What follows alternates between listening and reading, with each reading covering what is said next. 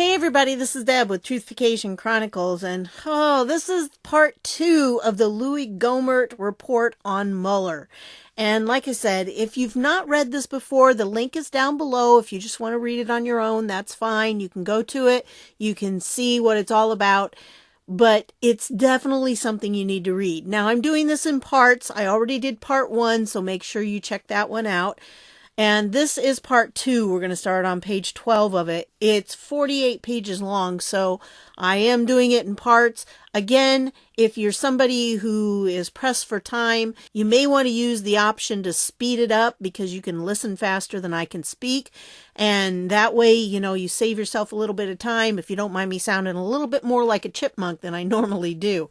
But I recommend it because I do know that, time is precious these days and there's so much to wade through. And I have a feeling this week is going to be big time. Evidently, Joe DeGenova says Wednesday is the day that we're going to see some documents. So I'm looking forward to that. And I'm going to be ready to do a video on it, but I want to also do the videos on these. So here we go. This one starts with Mueller's illegal raid on congressional offices. There is a doctrine in our experiment in self-governing mandating that all parts of the government must have oversight to prevent power from corrupting and absolute power from corrupting absolutely. The Congress and Senate are accountable to the voters, as is the president. All the massive bloated bureaucracy is supposed to be accountable to the Congress. Supposed to be. A good example would be complaints against the Department of Justice, or specifically the FBI. If constituents or whistleblowers within those entities have complaints, a congressman's office is a good place to contact. Our conversations or information from constituents or whistleblowers are normally privileged from review by anyone within the executive branch. It must be so. If the FBI could raid our offices any time an FBI agent were to complain to us, no FBI agent could ever afford to come forward, no matter how egregious the conduct they are wanting to disclose. Whistleblowing FBI agents have to know that they are protected. They always have known that in the past. As I learned from talking with attorneys who had helped the House previously with this issue, if the FBI or another law enforcement entity needed to search something on the House side of the Capitol or House office buildings, they contacted the House counsel, whether with a warrant or a request. The House counsel, with approval of the Speaker, would go through the Congress members' documents, computers, flash drives, or anything that might have any bearing on what was being sought as part of the investigation. They would honestly determine what was relevant and what was not, and what was both irrelevant and privileged from the executive branch review. Normally, if there were a dispute or question, it could be presented to a federal judge for a private in-chamber review to determine if it were privileged or relevant. If the DOJ or FBI were to get a warrant and gather all computers or documents in a congressman's office without the recovered items being screened to ensure they are not privileged from DOJ seizure, the DOJ would be risking that an entire case might be thrown out because of things improperly recovered and fruit of the poisonous tree, preventing the use of even things that were not privileged. However, FBI Director Mueller seemed determined to throw over 200 years of constitutional restraints to the wind so he could let Congress know he was the unstoppable government bully who could potentially waltz into our offices whenever he wished. In the case of Congressman William Jefferson, Democrat of Louisiana, Mueller was willing to risk a reversal of a slam-dunk criminal case just to send a message to the rest of Congress. You don't mess with the Zohan, if the Zohan is Bob Mueller. Now, in case you don't get that reference, that's this movie right here with Adam Sandler, where he was like this super spy-like guy from Israel, but he wanted to make a new life. And so he came over to the U.S. and became a hairdresser. But he could still do all these fancy spy moves. And so that's what he's talking about there. At least I assume that's what he's talking about. That Congressman Jefferson was guilty of something did not surprise most observers when, amidst swirling allegations, $90,000 in cold hard cash was found in his freezer. As we understood it, The FBI had a witness who was wired and basically got Jefferson on tape taking money. They had mountains of indisputable evidence to prove their case. They had gotten an entirely appropriate warrant to search his home and had even more mountains of evidence to nail the lid on his coffin, figuratively speaking. The FBI certainly did not need to conduct an unsupervised search of a congressman's office to put their unbeatable case at risk. Apparently, the risk was worth it to Mueller, so he could show the members of Congress who could harass and destroy them whenever he wished. Apparently, the FBI knew just the right federal judge who would disregard the Constitution and allow Mueller's minions to do their dirty work, and that is a CNN article that supports that. I read the application for warrant and the accompanying affidavit for warrant to raid Jefferson's office, as I did so many times as a felony judge. I could not believe they would risk such a high-profile case just to try to intimidate members of Congress. In the opinion of this former prosecutor, felony judge, and appellate court chief justice, they could have gotten a conviction on what they had already spelled out in the very lengthy affidavit. The official attorneys representing the House, knowing my background, allowed me to sit in on the extremely heated discussions between attorneys for the House, DOJ attorneys, and, to my recollection, an attorney from the Bush White House, after Jefferson's office was raided. The FBI had gathered up virtually every kind of record, computerized or otherwise, and carted them off. I was not aware of the times that the DOJ and House attorneys, with the Speaker's permission, had cooperated over the years. No congressman is above the law, nor is any above having search warrants issued against them, which is why Jefferson's home was searched without protest. However, when the material is in a congressional office, there is a critical and centuries-old balance of power that must be preserved. The Mueller FBI spokespeople, along with the DOJ choir, assured everyone that everything was fine. They were going to have some of the DOJ's attorneys review all the material and give back anything that was privileged and unlawful for the DOJ to see. Then they would make sure none of the DOJ attorneys who participated in the review of materials that were privileged from the DOJ's viewing would be allowed to be prosecutors in Jefferson's case. Did you get that, folks? So the DOJ, which wasn't supposed to see the material in the first place, was going to go through the material to make sure that it wasn't something the DOJ wasn't supposed to see. Achoo! Really? Oh, does this sound like what's been going on under Trump? This is like the same playbook, folks. It's the same thing. Anyway, Louie goes on, he says, if you find that kind of thinking terribly flawed and constitutionally appalling, you would be in agreement with the former speakers of the House, the vice president at the time, and ultimately the final decisions of our federal appellate court system. They found the search to be illegal and inappropriate. Fortunately for the DOJ, they did not throw the entire case out. In retrospect, we did not know at the time what a farce a DOJ firewall would have been. Now we do. Mueller's 5-year up or out policy. This is a charming one. In federal law enforcement, it takes a new federal agent or supervisor about 5 years or so after arriving at a newly assigned office to gain the trust and respect of local law officers. That trust and respect is absolutely critical to doing the best job possible. Yet, new FBI Director Robert Mueller came up with a new personnel policy that would rid the FBI of thousands of years of its most invaluable experience. In a nutshell, after an FBI employee was in any type of supervisory position for 5 years, he or she had to either come to Washington to sit at a desk or get out of the FBI. In the myriad of FBI offices around the country, most agents love what they do in actively enforcing the law.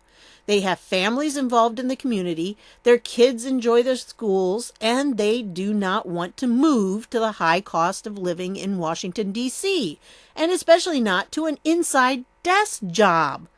I mean, this was so crazy, folks. It was crazy. What occurred around the country was that agents in charge of their local offices got out of the FBI and did something more lucrative. Though they really wanted to stay in, they were not allowed to do so if they were not moving to D.C. Agents told me that it was not unusual for the special agent in charge of a field office to have well over 20 years of experience before the policy change. Under Mueller's policy, that changed to new special agents in charge having 5 to 10 years of experience when they took over. Now, being a teacher, we were paid according to our years of experience, and there's a reason for that.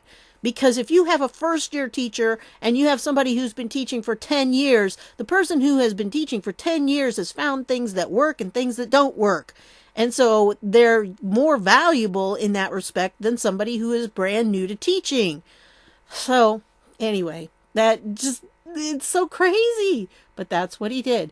If the FBI director wanted nothing but yes men and women around the country working for him, this was a great policy. Newer agents are more likely to unquestioningly salute the FBI Mecca in Washington and the director, and never boldly offer a suggestion to fix a bad idea, and Mueller had plenty of them.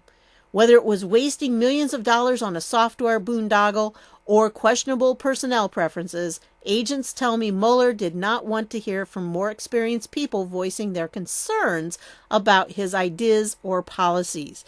An NPR report December 13, 2007, entitled FBI's 5 and Out Transfer Policy Draws Criticism, dealt with the Mueller controversial policy. From the beginning of this year, 2007, until the end of September 2007, 576 agents found themselves in the 5 and Out pool. Less than half of them, just 286, opted to go to headquarters. 150 decided to take a pay cut and a lesser job to stay put. 135 retired and 5 resigned outright. Just so sad. We lost so much in that. In the period of 9 months accounted for in this report, the FBI ran off a massive amount of absolutely priceless law enforcement experience vested in 140 invaluable agents. For the vast part, those are the agents who have seen the mistakes, learned lessons, could advise newer agents on unseen pitfalls of investigations and pursuit of justice. So many of these had at least 20 to 30 years of experience or more. The lessons learned by such seasoned agents were lost as the agents carried it with them when they left. In the 2007 NPR report, the FBI Agents Association indicated that the 5-year Up or Out program hobbles field offices and takes relationships forged there for granted. In other words, it was a terrible idea.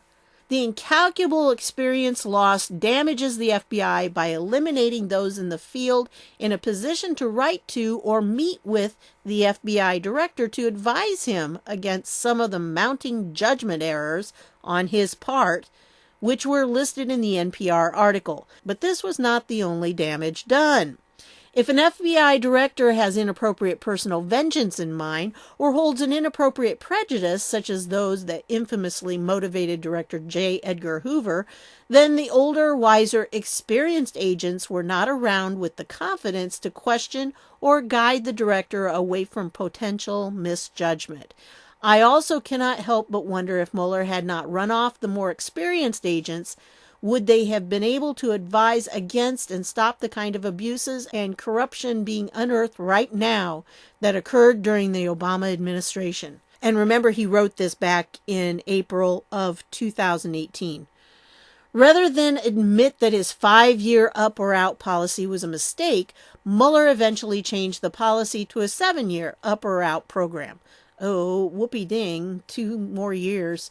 I'm sorry. I think this was a way Mueller was weeding out the people who actually would call him out on things and putting in people that would be yes men. You know, that's what I think happened there. I've seen it happen at schools, actually, where they get rid of the older teachers just because they know the newer teachers will be more amenable. So they won't question a lot of the problems that are coming up or that they see. Yeah. I've seen it before. I once pointed out to him at a hearing that if he had applied the 5-year up or out policy to literally everyone in a supervisory position, he himself would have had to leave the FBI by September of 2006. He did not seem to be amused. You gotta love Louie Gohmert, man. Go for it, Louie. I can hear him saying it, and I bet Mueller was ticked.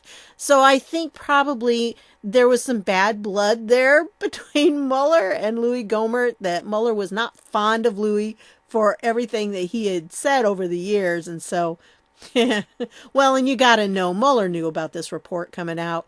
So, because it was passed around, it was public, and I think it was on the Hannity show. One other problem remained that will be discussed in more detail later in this article. Before Mueller became director, FBI agents were trained to identify certain Muslims who had radicalized and become dangerous. Mueller purged and even eliminated training that would have helped identify radical Islamic killers. By running off the more experienced agents who had better training on radical Islam before Mueller blinded us of the ability to identify our enemy. As I was told by some of them, Mueller put victims in harm's way in cities like Boston, San Diego, and elsewhere. All right, here we go. Yeah, national security letter abuses. I was going to do this one on its own, but I'm just going to stick it in with this one.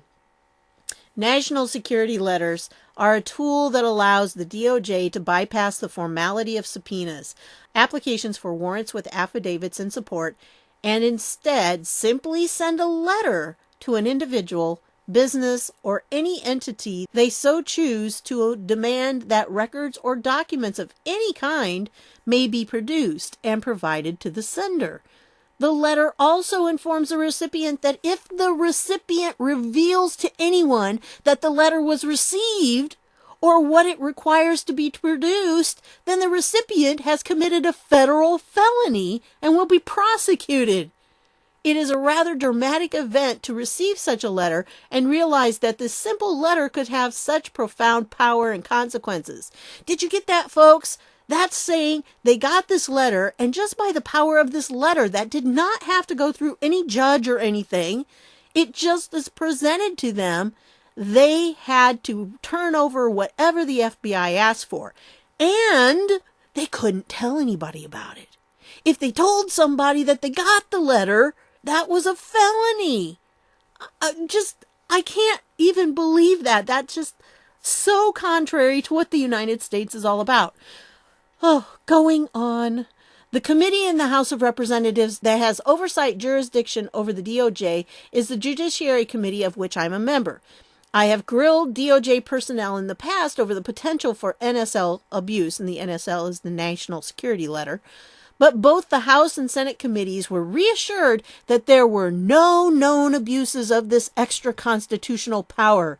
Okay, does this sound like there's not even a smidgen of scandal? Yeah. In the Obama administration? Right. Unfortunately, the day came when we learned that there had been an extraordinary number of abuses. Apparently, some of Mueller's FBI agents had just been sending out demands for records or documents without any probable cause, as the Fourth Amendment requires. Some agents were on outright fishing expeditions just to find out what different people were doing. Are you getting this? This is horrible. We were told that there may have even been thousands of NSLs sent out to get documents without following either the constitutional requirements or the DOJ's own policy requirements. When the Inspector General's report revealed such absolutely outrageous conduct by FBI agents, some of us in Congress were absolutely livid. Okay, now this has been a while back, all right? That this has been going on. So this is not what he's talking about. It's not new at this point. An NBC News report on March 9th, 2007 had this headline and subheadline: Justice Department, FBI acted illegally on data. Audit finds agency misuse Patriot Act to obtain information on citizens. And there's the link for you, folks. The report went on to say FBI Director Robert Mueller said he was to blame for not putting more safeguards into place. I am to be held accountable, Mueller said. He told the reporters he would correct the problems and did not plan to resign. The Inspector General went and did the audit that I should have put in place many years ago, Mueller said. Yeah. Some of us Republicans wanted to completely eliminate such an extraordinary power that was so widely abused. Nonetheless, I could not help but wonder that if Mueller had not run off thousands of years of experience through his 5-year up or out policy, perhaps young, inexperienced agents would not have been so tempted to vastly abuse the power of the NSL. Attorney General Alberto Gonzales lost his job over the widespread, pervasive abuses under Mueller's supervision. In retrospect, Mueller probably should have been gone first. It was his people, his lack of oversight, his atmosphere that encouraged it, and his FBI that did virtually nothing to hold people accountable. Oh, we're getting into this. This guy's name is Ted Stevens. We're going to talk about him. With Mueller as his mentor and confidant, is it any surprise that we're now finding James Comey's FBI found additional ways to monitor Americans and plot with Democrat loyalists in an attempt to oust a duly elected president? So this is going to be the next part. I'm going to end it here and I'll do the rest on that. But yeah, Louie Gohmert understands what's going on, that the Democrat loyalists work with the FBI to try to oust a duly elected president. So make no mistake, he knows what's going on. And you just wait till I get to this part about Republican Senator Ted Stevens. Oh, yeah. So that's what I've got for you on this one. I want to thank you for stopping by, and I'll see y'all later.